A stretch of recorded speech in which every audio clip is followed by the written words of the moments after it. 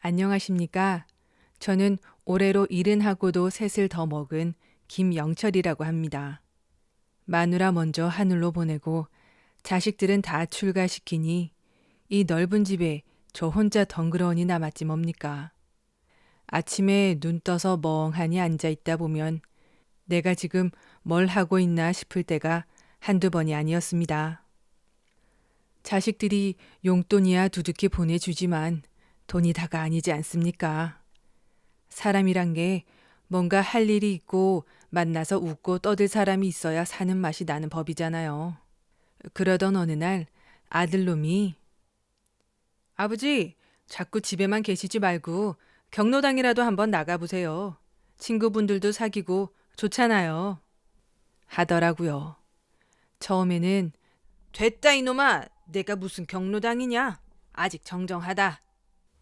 큰 소리 쳤지만 사실은 혼자 있는 시간이 점점 버거워지고 있었던 겁니다.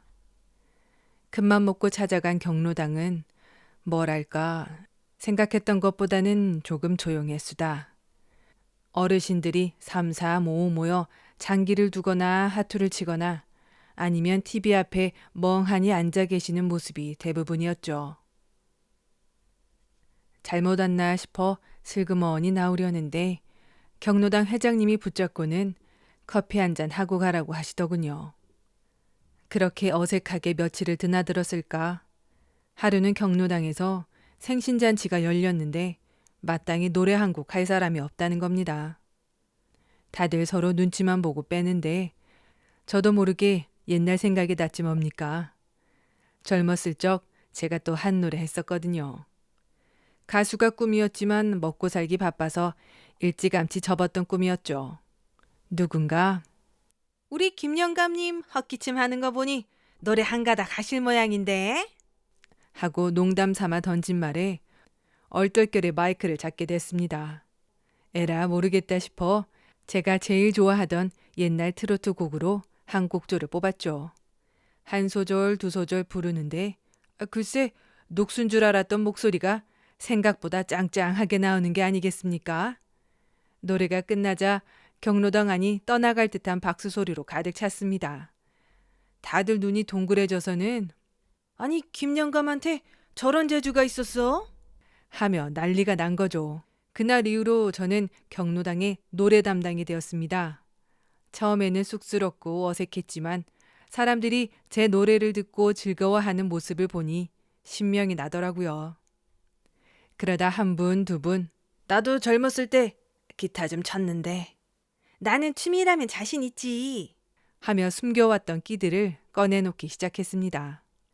박씨 할아버지는 먼지 쌓인 아코디언을 들고 왔고 최 여사님은 곱게 접어뒀던 춤 연습복을 꺼내 입었습니다.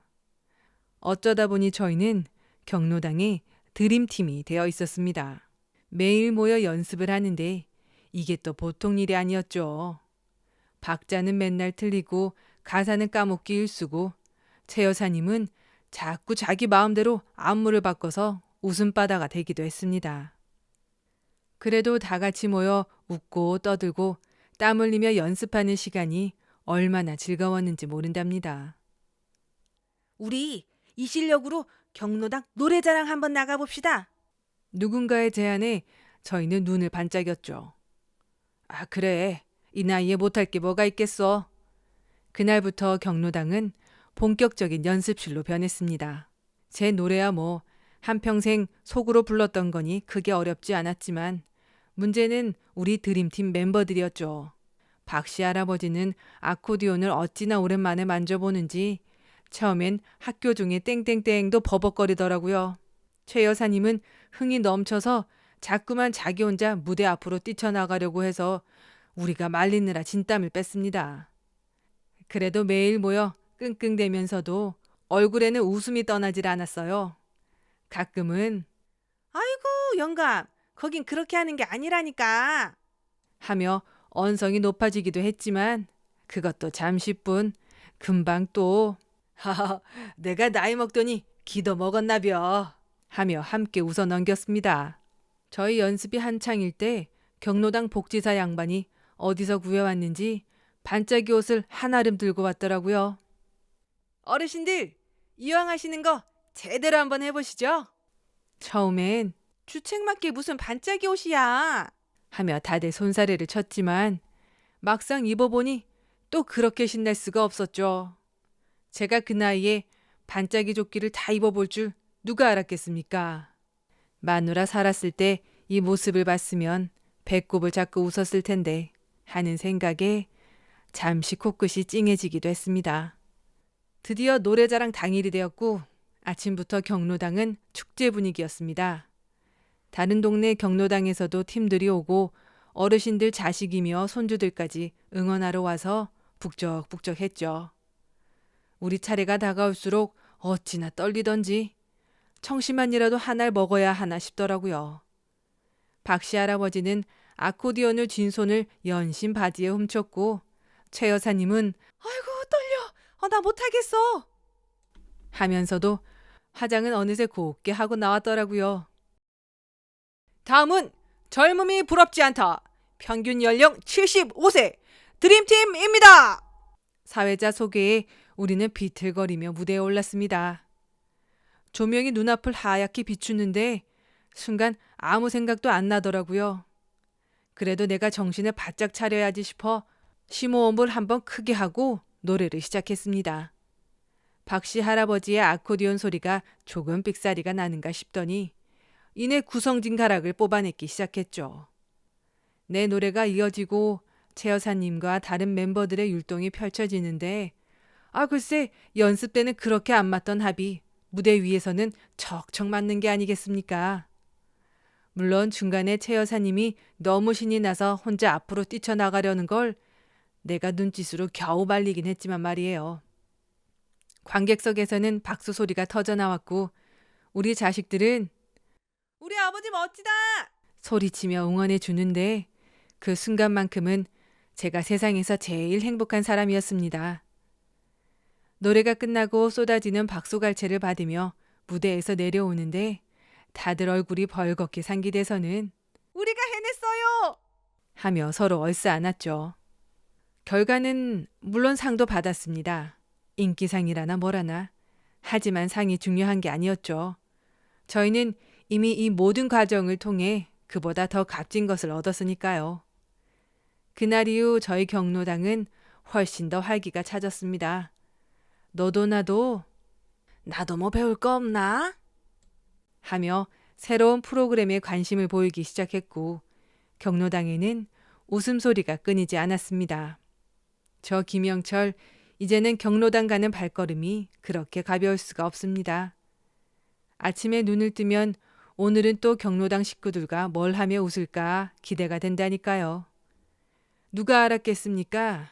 이 나이에 경로당 슈퍼스타 소리를 다 들어볼 줄. 인생은 정말 끝날 때까지 끝난 게 아니라는 말을 저는 요즘 매일 실감하며 살고 있습니다. 혹시 지금 무료하고 외로운 시간을 보내고 있는 양반들이 있다면 주저 말고 뭐라도 시작해보라고 말해주고 싶네요. 생각지도 못한 즐거움이 당신을 기다리고 있을지 모르니까 말입니다. 저는 평생을 교직에 몸담았다가 교장으로 정년퇴직한 지 3년 되는 사람입니다.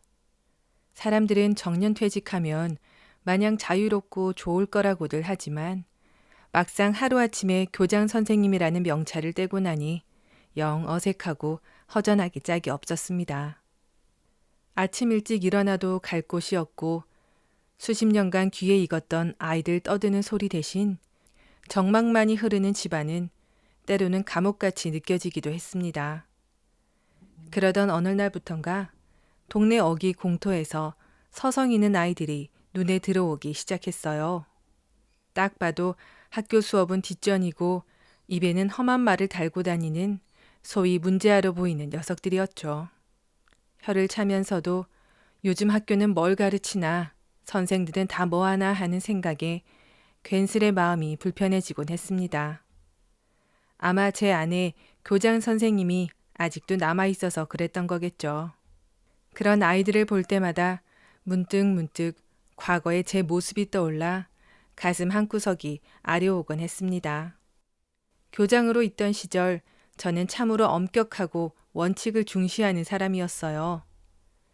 학교의 명예, 학생들의 성적, 규율, 이런 것들이 학생 개개인의 마음이나 사정보다 우선시 될 때가 많았습니다. 한 번은 가정 형편이 어려워 자꾸만 어긋나는 학생이 있었는데 저는 그 아이의 속사정은 제대로 들여다보려 하지 않고 그저 문제아로 낙인 찍어 규율대로 처벌하려고만 했었죠. 그 아이의 그늘진 눈빛이 수십 년이 지난 지금도 가끔 저를 잠 못 들게 하곤 합니다. 그때 내가 조금만 더 따뜻하게 손 내밀어 주었더라면 그 아이의 인생이 조금은 달라지지 않았을까 하는 후회가 파도처럼 밀려오는 밤이면 참으로 견디기가 힘들었어요. 어쩌면 그때의 후회가 저를 움직였는지도 모르겠습니다. 더 늦기 전에 내가 할 수 있는 일이 있다면 그때와는 다른 방식으로 한번 해보자 하는 마음이 스멀스멀 피어오르더군요. 교장 박태준이 아니라 그냥 동네 할아버지 박태준으로 다가가 보기로 했습니다. 처음 공터에서 쭈뼛거리는 아이들에게 말을 걸었을 때 녀석들 반응은 가관이었습니다. 왜 할아버지가 참견이세요? 하며 잔뜩 경계하는 눈빛으로 쏘아보는데 이거 보통 일이 아니겠다 싶더라고요. 그래도 포기하지 않고 매일같이 공터에 나가 말도 걸고 주머니에 있던 사탕도 나눠주며 얼굴을 익혔습니다. 내가 너희들 선생님은 아니지만 옛날 이야기 잘하는 하랩이라고 생각하고 한번 놀아보지 않겠냐? 처음에는 쭈뼛거리던 녀석들이 하나 둘 제 주변으로 모여들기 시작했습니다. 저는 딱딱한 책상머리 공부 대신 제가 살아오면서 겪었던 이야기들, 역사 속 인물들의 지혜, 때로는 우스갯소리도 섞어가며 녀석들과 어울렸습니다. 함께 동네를 산책하며 풀꽃 이름도 알려주고 작은 텃밭을 만들어 함께 채소도 키웠습니다. 처음에는 시큰둥하던 녀석들 눈빛이 조금씩 반짝이기 시작하는 것을 보았을 때 제 가슴도 함께 뛰기 시작했습니다. 녀석들 중에는 유독 그림의 소질이 있는 녀석도 있었고 수학 문제 푸는 것을 퍼즐처럼 즐기는 녀석도 있었어요. 저는 그 아이들의 작은 재능을 발견하고 칭찬해주며 스스로 흥미를 느끼도록 이끌어주려고 애썼습니다. 학교에서는 그저 공부 못하는 아이, 말 안 듣는 아이였을지 몰라도 제 눈에는 저마다 다른 빛깔을 가진 보석 같은 아이들이었죠. 특히 민수라는 녀석이 기억에 남네요. 그놈은 유독 말이 없고 늘 구석에서 땅바닥에 그림만 끄적이는 아이였어요. 학교 선생님도 두 손 두 발 다 들었다고 할 정도로 주의가 산만하고 글자 읽는 것조차 싫어했습니다. 하루는 제가 물었습니다. 민수야, 너는 뭐가 제일 재미있냐? 한참을 우물쭈물하던 녀석이 개미 기어가는 목소리로 그림 그리는 거요. 하더군요. 다음날 저는 스케치북 한 권과 색연필 한 통을 사들고 공터로 나갔습니다. 민수야, 여기 네가 좋아하는 그림 마음껏 한번 그려보거라. 처음에는 어색해하던 녀석이 이내 스케치북을 코에 박고 그림을 그리기 시작하는데 그 집중력이 대단했습니다. 녀석이 그린 것은 대부분 만화 캐릭터나 괴물 따위였지만 그 선 하나하나에 힘이 넘치고 상상력이 번뜩이는 것을 볼 수 있었어요. 저는 그저 옆에서 오, 이 괴물은 아주 힘이 세 보이는구나. 색깔이 참 예쁘다. 추임새를 넣어주었을 뿐입니다. 며칠 뒤 민수가 스케치북을 들고 와서는 제법 큰 소리로 할아버지, 이거 보세요! 하더군요. 거기에는 자기가 그린 만화가 여러 페이지에 걸쳐 그려져 있었는데 글쎄 그림 밑에 삐뚤빼뚤하지만 제법 이야기를 갖춘 글까지 쓰여 있는 게 아니겠어요? 그림을 설명하려니 글이 필요했던 거죠. 저는 민수의 머리를 쓰다듬으며 민수가 이렇게 재미있는 이야기도 쓸 줄 아는구나. 정말 대단해. 하고 칭찬해 주었습니다. 그날 민수 얼굴에 떠올랐던 수줍은 미소를 저는 아마 평생 잊지 못할 거예요. 그 후로 민수는 자기가 그린 만화에 이야기를 붙이는 재미에 푹 빠졌고 더듬거리기는 해도 제법 긴 글도 읽어내기 시작했습니다. 교사 시절 그저 읽기 부진하라는 낙인 아래 평가하고 윽박지르려 했던 제 모습이 떠올라 얼굴이 화끈거리더군요. 아이에게 필요한 것은 다그침이 아니라 마음을 열고 다가가는 작은 관심이었다는 것을 그때는 왜 몰랐을까요? 또 한 번은 녀석들이 공터 한 구석에 버려진 유기견 한 마리를 데리고 와서는 어쩔 줄 몰라 하고 있더군요. 서로 네가 데려가라, 우리 엄마한테 혼난다 하며 옥신각신하는데 그 모습이 딱 옛날 교실 풍경 같아 웃음이 나왔습니다. 저는 녀석들을 진정시키고 물었어요. 이 강아지 어떻게 하면 좋을까? 아이들은 저마다 의견을 내놓았어요. 어떤 녀석은 보호소에 보내자 하고 어떤 녀석은 우리가 키우자고 하기도 하고 저는 녀석들과 함께 머리를 맞대고 의논했습니다. 보호소에 보내는 방법, 주인을 찾아주는 방법, 우리가 함께 돌보는 방법 등등. 결국 녀석들은 자신들이 번갈아가며 밥도 주고 잠자리도 마련해 주기로 뜻을 모았습니다. 그 과정에서 서로 책임감을 배우고 작은 생명을 아끼는 마음도 키워나가는 것을 볼 수 있었습니다. 교사와 교장 시절 조회 시간에 수백 번 생명 존중을 외쳤던 것보다 함께 땀 흘리며 작은 강아지 집을 만들어주고 서로 먹이주는 순번을 정하는 그 경험이 아이들에게는 훨씬 더 큰 가르침이 되었을 것 같네요. 저 역시 그 작은 온기 속에서 잊고 지냈던 삶의 소중한 가치들을 되새기게 되었으니 아이들이 저의 스승이었던 셈입니다. 이런 일들을 겪으면서 저 스스로도 많이 변했습니다. 아침에 눈을 뜨면 더 이상 허전함 대신 오늘은 또 녀석들과 무슨 재미있는 일을 해볼까 하는 설렘이 자리 잡았죠. 딱딱하게 굳어있던 표정도 어느새 부드러워졌고 길에서 만나는 사람들에게 먼저 인사를 건네는 여유도 생겼습니다. 아내와 사별한 후로는 거의 웃을 일이 없었는데 요즘에는 녀석들 재롱에 박장대소 하는 일이 일상이 되었어요. 돌이켜보면 교장 시절의 저는 참으로 권위적이고 외로운 사람이었습니다. 높은 자리에서 아이들을 내려다보며 지시하고 평가하기에 바빴지 눈을 맞추고 함께 웃고 아파하는 방법을 몰랐던 것 같아요. 하지만 지금 저는 아이들과 같은 눈높이에서 함께 뒹굴고 이야기하며 그들의 작은 변화 하나하나에 가슴 뛰는 기쁨을 느낍니다. 비록 교장이라는 명함은 내려놓았지만 저는 지금이야말로 진정한 교육자로서의 삶을 살고 있는지도 모르겠습니다. 녀석들은 여전히 학교에서 우등생은 아닐지 몰라요.